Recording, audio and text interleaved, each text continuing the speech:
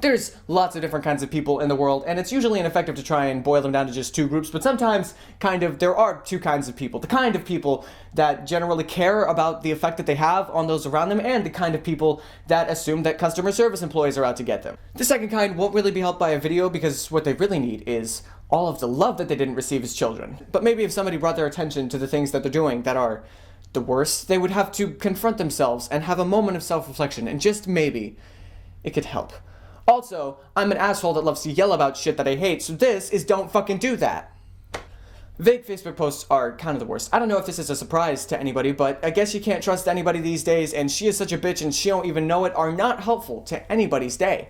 You're basically just making all of your friends wonder if it's them because of something small and stupid that you probably didn't even notice until somebody works up the courage to comment and ask, at which point you now have to reconvince all of your friends that you don't hate them, including, potentially, the one that you do actually hate a little bit. I understand the sentiment, I just think logistically it's better to go a little bit further in either direction. Buy a journal and write some hate shit in it. You can't be arrested for anything you write in a journal as long as you don't act on it too specifically. Or talk to them in person on not a website. It takes a baller-ass motherfucker to walk up to Rich from work and say you're being a bitch and you need to take it down a notch. Side note, I would be fine with aggressive vague posts if you replace the accusatory pronouns with Bill Cosby, Zach Braff, or Nickelback.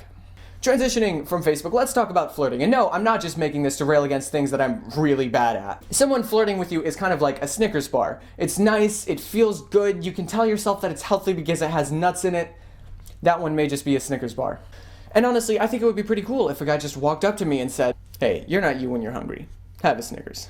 I'd be like, "Dope, thanks," and I'd eat it and then walk away and move on with my life forever, and nobody gets hurt. But then if later on a couple of other guys started to offer me Snickers bars, I would wonder why. I might get just a little bit defensive because like a concerning number of people are offering me candy, and that's only normal on like Halloween and, depending on how you celebrate it, Easter. I wouldn't say anything though, because of course it would be rude to turn down free candy, but after a while it would start to get a little bit frustrating. I don't want to be standing here trying to enjoy my 5th Snickers of the day. Maybe I'm in more of a Mounds mood, but no, now there's this guy just pushing the candy bar at me, and he's talking about how rude it is to just shoot a guy down, and how, oh, a guy offered you a Snickers bar earlier and you weren't like this, and what's the difference, huh? And why are you getting so frustrated? You don't have to blow me, just accept the complimentary candy and leave.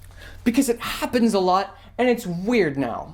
The point of flirting, as told by people who are explaining why they're not creepy for doing it, is above all to flatter the other person. But if it really is for the other person, then their reaction matters. So if their reaction is bad, then don't get all defensive about it. It's all "stop attacking me, you feminazi," when it should be, I'm sorry, I clearly didn't communicate what I was trying to. I'm gonna go ahead and back off now.